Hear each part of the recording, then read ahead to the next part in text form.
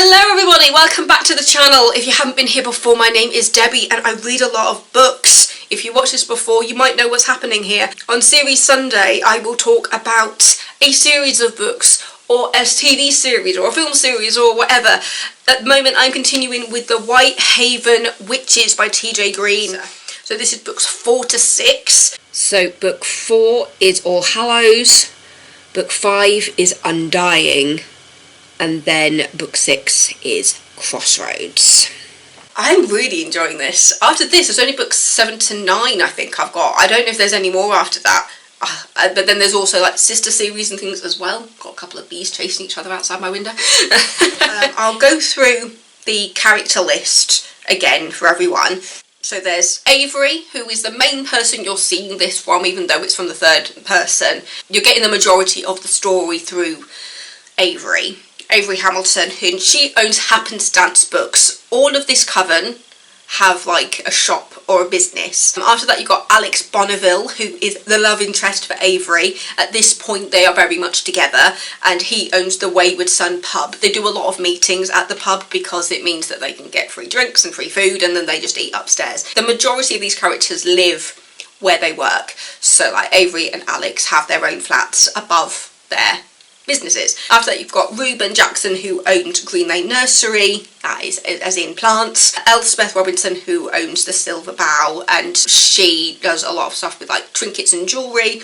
You've got Briar Ashworth, who owns Charming Balms Apothecary. I really love that word, apothecary, that is such a good word. After that you've got Matthias Newton, he's a DI with the Cornwall Police.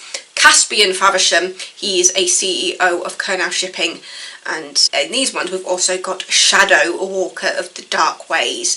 She comes in and is just mainly referred to as Shadow, and throughout these books you basically see her trying to get home. She is not of this world, she's of another world, she's Fae, and so she's trying to get home. But throughout these stories you realise just how difficult it will be for her to get home. As I said, Avery and Alex are very much a couple at this point. But it's becoming a bit of a love triangle because Avery and Caspian have been getting quite close. Even though we know the Faversham that's been like the baddies from the first 3 books, Caspian has now kind of entered the coven and is quite an important part of that coven because he's a powerful witch.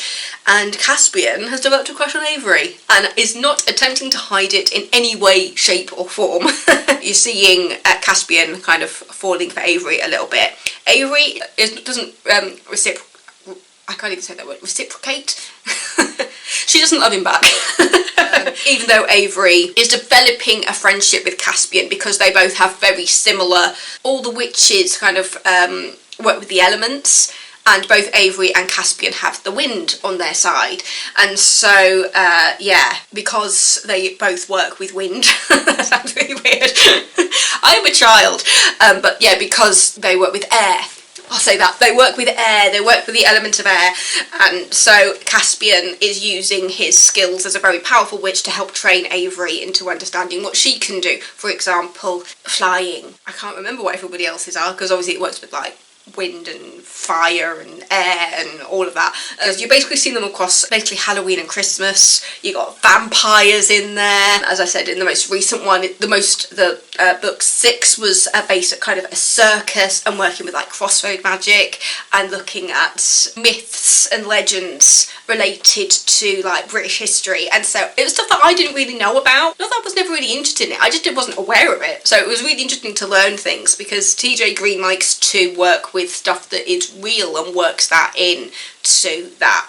Like as I said before, how I feel like this Cornwall Whitehaven feels like it might have been inspired by the real Whitehaven in Cumbria, which was involved in the witch trials. I just think that this is such a great series if you like a good fantasy stuff based on magic and, you know, talking about the witch trials and things, which is something I've always been interested in, being a lefty and my grandmother having a surname that seems to be connected to the witch trials, but I don't have like rock solid evidence of that. But yeah, I just find it all fascinating.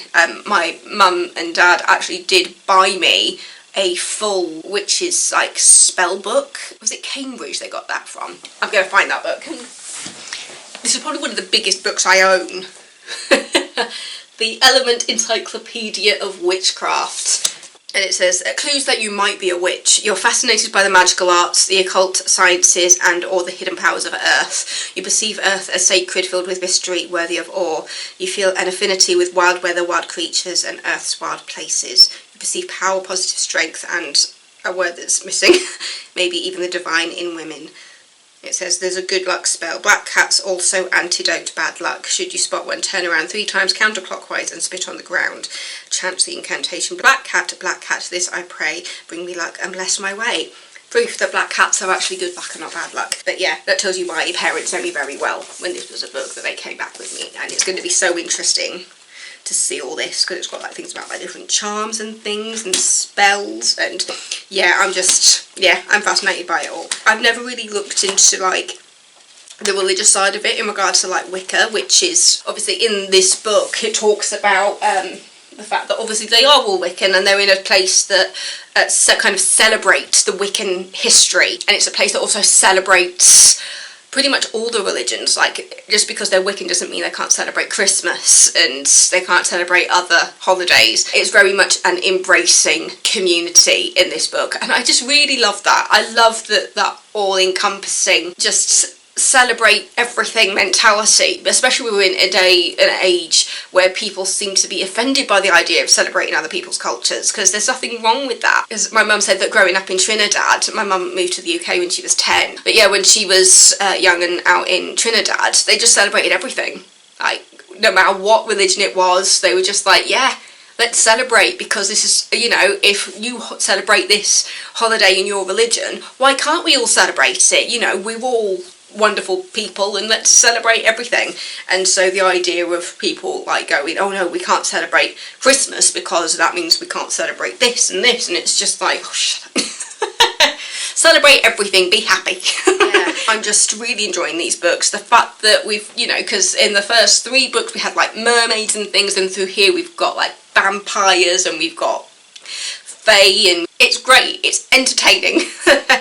And it's interesting to see the relationship with Caspian changing, because they're realising actually he can be helpful. It seems like after his dad died, he's kind of calmed down a little bit, and even though, I mean, you still see his sister, and it's obvious that his sister's still not happy about everything, that Caspian is calming everybody down a bit, and it's just like, you know, that was our father's plan, ignore it now, you know, he's gone. There's still a tiny little question mark of just like how much he has changed, but obviously at this point he's got a massive crush on Avery and is not trying to hide it at all, and so everyone's just telling Avery to be really careful with him. But yeah, there's relationships and friendships blossoming everywhere. When I look at the other stuff in here, there's Whitehaven Hunters. That's the paranormal side. Remember how I said that I'd be greatly intrigued if they went down kind of the paranormal route with the other side of it? Yes, she has done that. TJ Green has done that with the Whitehaven Hunters, so I'm really looking forward to reading those ones. But yeah, basically there's a few kind of that are in sync with them, because my dad was saying you kind of get the idea of when you need to like alternate between all the different series, because some of them kind of work in parallel with each other, in the idea that there is a series that will look at the same events from another series at the same time, just seeing the other side of it. So yeah. It's gonna like muddle my head, I'm sure it will. I'm just really enjoying it. So if you like your magic, if you like your mystery, yeah, I think you'll enjoy these books by TJ Green. And obviously, as I said, you've got all the other ones as well in there. Yeah, because in those ones, in the Whitehaven Witches, it says I have 3 of 3 items in that one. So book 3 has books 7, 8 and 9, and then you've got the other ones as well. And then we have got, what, 6 of 7 items in the Whitehaven Hunters. But then after that there's also the Storm Moon Shifters, which seems to be connected to the wolves that we've just met. So yeah, brain's already exploding in trying to figure out the order I want to do all of this in. But yeah, as you can tell, I'm just really enjoying these books. I'm loving kind of learning about the Wiccan history. I'm learning about things like when it talked about like the Green Man and bringing some of those myths in book 6.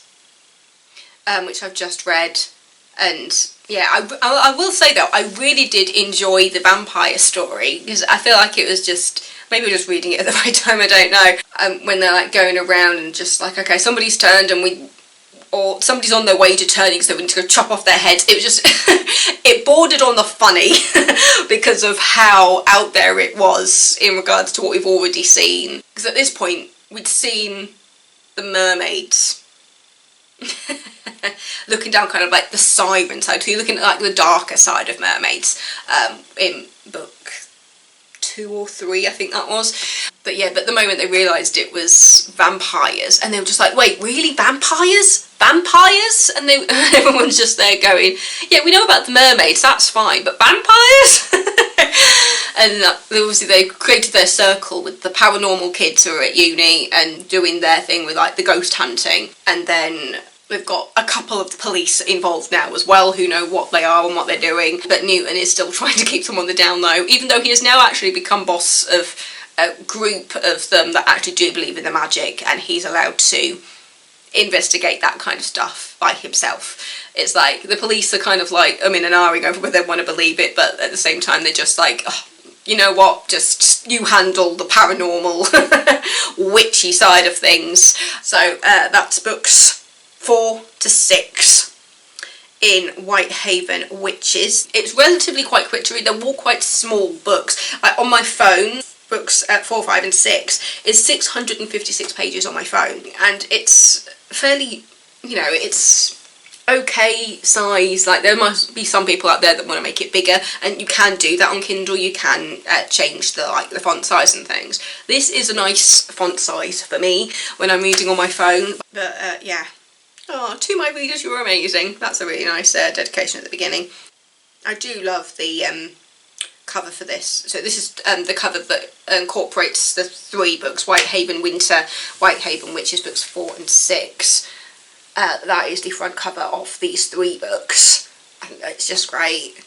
It says the cover design is by Fiona Jade Media. So shout out to Fiona Jade Media for such incredible artwork, because that is so cool. That is so cool.